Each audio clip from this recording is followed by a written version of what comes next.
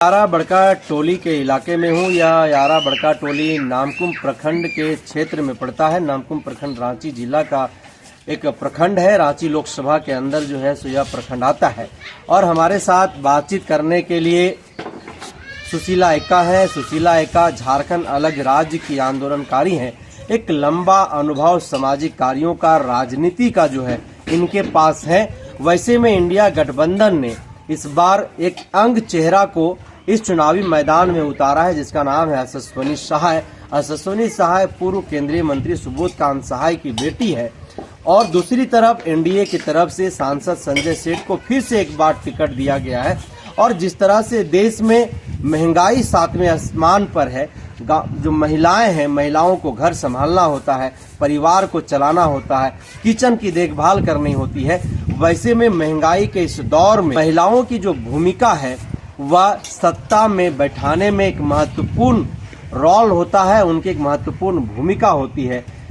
महिलाएं अमूमन मौन दिखाई देती हैं, लेकिन उनके मन में कई सवाल होते हैं, कई बातें होते हैं, वो कहती नहीं है। लेकिन जब वो वोट करने जाती हैं तो उन तमाम बातों को, उन मुद्दों को दिमाग में रख करके जो है वह शांतिपूर्ण तरीके से वोट करती है। और किसी भी राजनीतिक पार्टी को, किसी भी प्रत्याशी को सांसद बनाने से लेकर के सत्ता तक बैठाने में एक अपना महत्वपूर्ण भूमिका निभाती है। यह जो यारा बड़का टोली है, यहाँ की महिलाओं के पास, महिलाओं के भीतर क्या चल रहा है, किन मुद्दों को देख करके यारा बड़का टोली की जो महिलाएं वो इस बार यहाँ पर मतदान करेंगी। जोहार,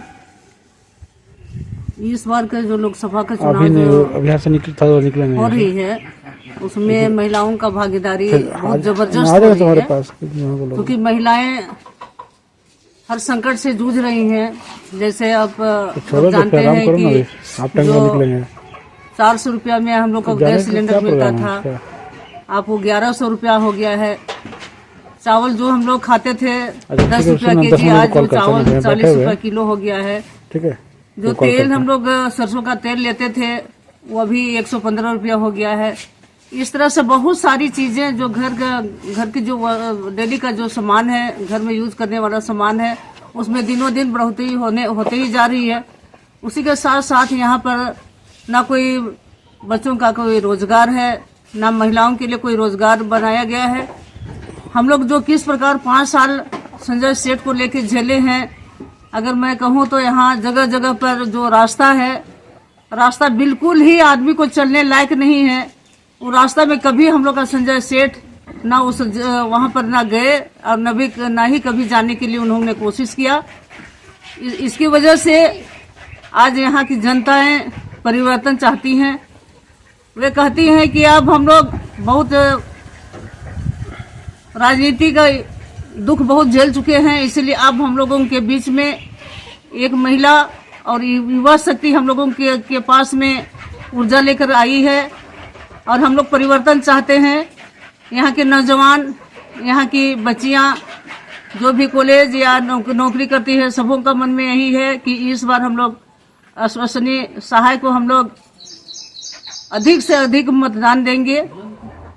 असस्विनी सहाय एक तरफ इंडिया गठबंधन की प्रत्याशी है, युवा है, यंग है। दूसरी तरफ सांसद संजय सेठ जो वर्तमान में रांची लोकसभा के सांसद हैं, फिर से उनको जो है यहाँ से एनडीए ने प्रत्याशी बनाया है। यहाँ पर जो दोनों के बीच में जो टक्कर आप लोग देख रहे हैं, मुकाबला देख रहे हैं, वो किस तरीके का मुकाबला यहाँ पर होने वाला है? ये मुकाबला एक तरफ संजय सेठ है और एक तरफ असस्वनी सहाय है। असस्वनी सहाय यहाँ झारखंड की माटी की बेटी है और वो भी पूर्व केंद्रीय मंत्री सुबोध कांत सहाय की बेटी है। अब जो सुबोध कांत सहाय क्षेत्र के लिए, प्रत्येक जनता के लिए उन्होंने जो काम किया है, वो आज जनता आज तक भी उनको नहीं भूले हैं और न कभी भूलेंगे।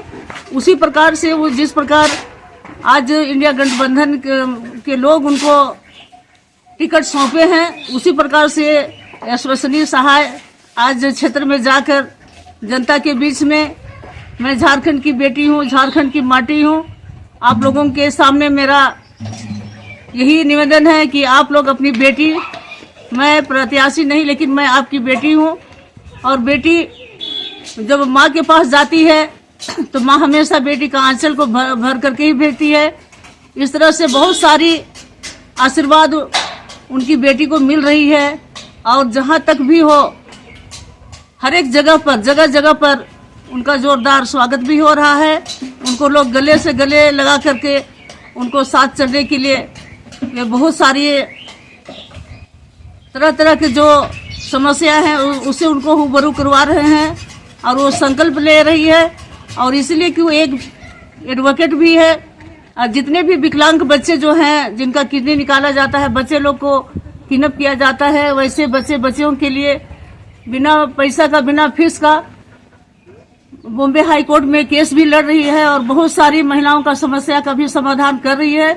इसीलिए काफी पढ़ी लिखी बच्ची है और जनता के बीच में जा रही है और सबों का दुख दर्द को समझने वाली लड़की है, युवा जोश है। क्या विजन है रांची लोकसभा को लेकर के? कैसे रांची लोकसभा को वो देखती है? किस तरह से रांची लोकसभा का वो डेवलपमेंट करना चाहती है, विकास करना चाहती है? क्या विजन है उनके पास, क्या लक्ष्य है?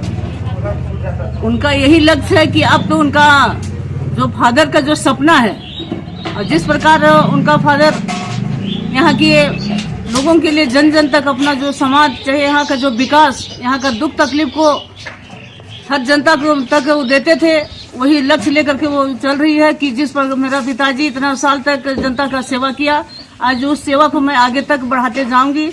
इसी उद्देश्य को लेकर के वो आगे की ओर बढ़ रही है।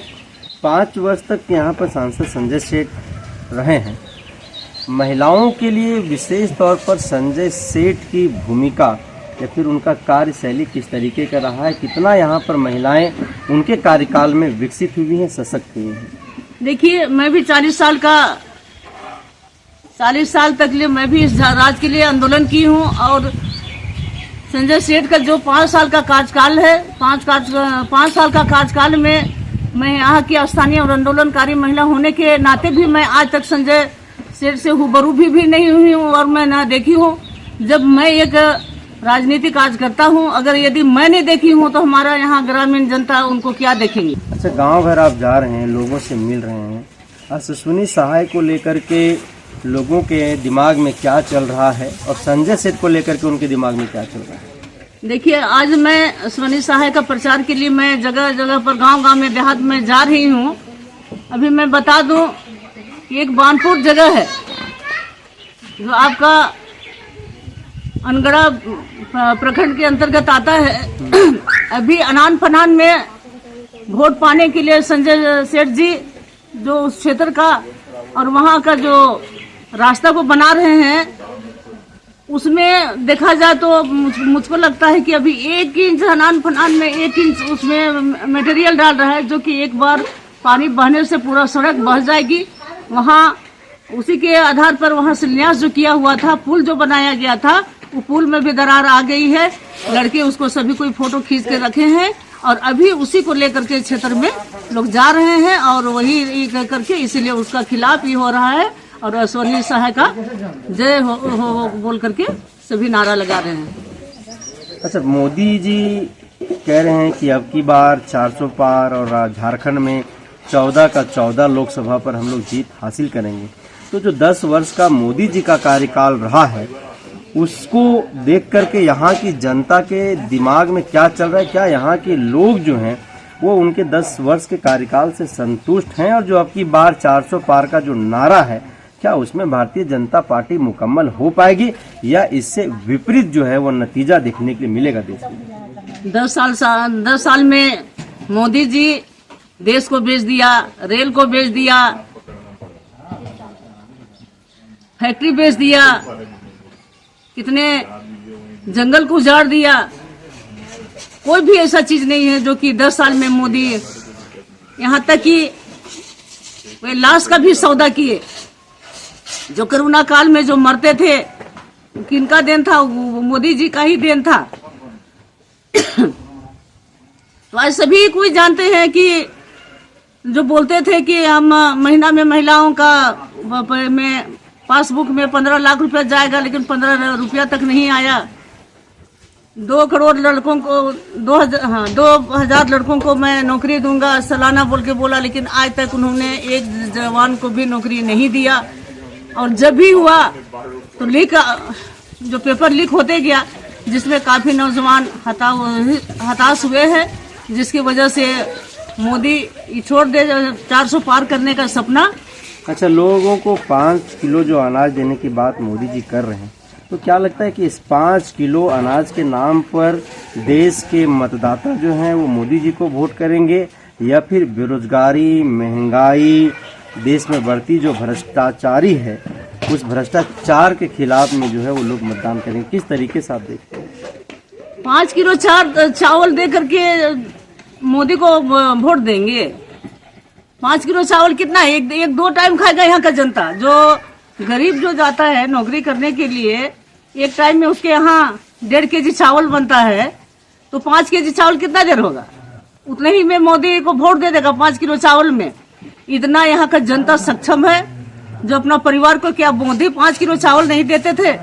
जब मोदी 5 किलो चावल नहीं देते थे तो क्या यहाँ की जनता भूखे मरती थी क्या? जो 5 किलो चावल का दे करके वो एहसान कर दिए यहाँ की जनता को, भारत का जनता को। इसीलिए वो कोई मायने नहीं रखता है। अगर ये अपना चोरी का काम नहीं करे, ईवीएम मशीन में अगर ये चोरी ना करे, तो शायद इसको 50 सीट आना मुश्किल है। अच्छा, अश्विनी सहाय को जिताने में कल्पना सोरेन का किरदार कितना महत्वपूर्ण होने वाला है? अश्विनी सहाय को जिताने में कल्पना सोरेन की भूमिका, किरदार कितना महत्वपूर्ण रहने वाला है? अश्विनी सहाय को जिताने के लिए कल्पना सोरेन का जो ये है बहुत महत्वपूर्ण है। उन्होंने अपने अपने जो भी कार्यकर्ता हैं सबों को निर्देश दे दी कि जो महागठबंधन, यूपीए गठबंधन का जो कैंडिडेट है उसको अधिक से अधिक जनता के पास जाकर, जो उन्होंने हमारे जो हेमंत जी को जेल जो भेजा गया था, वो सारी बातों को बता करके जो सही बात है, जो आज एक निर्दोष मुख्यमंत्री को, जो जनता यहाँ का आदिवासी जनता के लिए जो काम कर रहे थे, वो काम को देख करके प्रधानमंत्री को रास नहीं आया, जिसकी वजह से उसको तरह तरह का हथकंडा अपनाकर एक आदिवासी मुख्यमंत्री को जेल में डालने का काम किया है। इससे यहाँ की जनता बहुत आक्रोशित है और आक्रोशित होते होते मोदी का यहाँ सुपड़ा साफ होने वाला है, ये मैं कह देना चाहती हूँ। वैसे में जिन लोगों में आक्रोश है, जिन मतदाताओं में आक्रोश है, जिन महिलाओं में आक्रोश है, उन लोगों का इस लोकसभा के चुनाव को लेकर के क्या संकल्प है? उन लोगों ने क्या शपथ ले रखा है?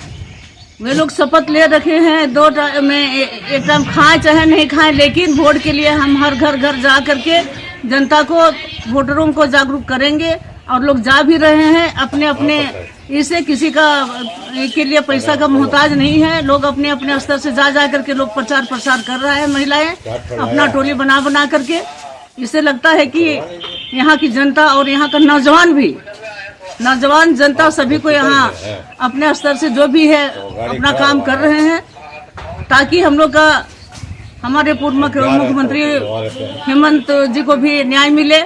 और इसको तो आप देखने के लिए जो हम लोग का अभी आया नहीं है गाड़ी, फरवरी में जो नहीं, अभी अप्रैल में जो प्रभा तारा में जो विशाल जनसभा हुआ था, वो भी एक हम लोग के लिए ऐतिहासिक था। और वही ऐतिहासिक आज क्षेत्र में हम लोग के लिए बहुत बड़ी ताकत बन रही है। और वही ताकत के साथ लोग चुनाव में जा रहे हैं और अपना मत का प्रयोग करेंगे। अश्विनी सहाय को क्या आशीर्वाद देंगे? बुजुर्ग हैं आप, झारखंड राज्य के आंदोलनकारी हैं। मैं उनको हमेशा यही मैं आशीर्वाद दूंगी कि तुम हमेशा के लिए विजय हो। और जिस प्रकार आपके पापा हम लोगों के लिए, यहाँ की जनता के लिए जो दिन रात एक करके यहाँ से हम लोग उसको पार्लियामेंट में भेजे थे और गृह मंत्री बने थे, और गृह मंत्री बनने के बाद यहाँ की जनता के लिए जितने जो सारे काम किए हैं, वैसे आपको भी जाना है और आपको भी जो आपका जो पापा का जो सपना है उसको पूरा करना है। और यहाँ की गरीब जनता को, यहाँ के नौजवानों को, यहाँ की महिलाओं को आपको गारंटी कार्ड देकर उनका हर समय सहयोग करने के लिए हमेशा आप रहिएगा। यही मैं उनको आशीर्वाद दूंगी।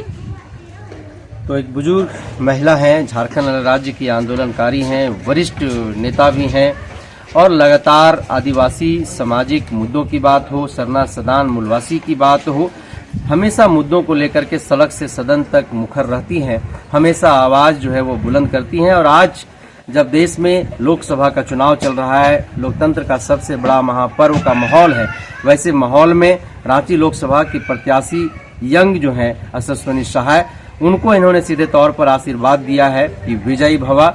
और रांची लोकसभा की जनता जिस उम्मीद से आपको जिता करके सदन में भेजने का काम करेगी, उनकी उम्मीदों पर आप खरा उतरना। और जिस तरह से आपके पापा यहाँ के लोगों के लिए, जन जन के लिए जिस तरीके से आवाज बन करके उनके सुख दुख में खड़े रहते थे, आप भी उनके सुख दुख में उसी तरीके से खड़े रहिएगा और विकास का एक ऐसा लकीर खींचेगा जिस लकीर को मिटाने के लिए अन्य लोगों को, दूसरे राजनीतिक पार्टियों को, उनको सपने में भी यह सोचना पड़ेगा कि आखिर इस यंग कैंडिडेट के द्वारा, यंग जो सांसद है उसके द्वारा किए गए कार्यों को हम लोग कैसे पाटे, कैसे इससे हम लोग जीत पाएंगे। ऐसा आप एक कार्य करके जो है रांची लोकसभा के लोगों को दिखाइएगा। तो लगातार ऐसे खबरों के लिए आप बने रहिए द जनसभा के साथ। जोहार।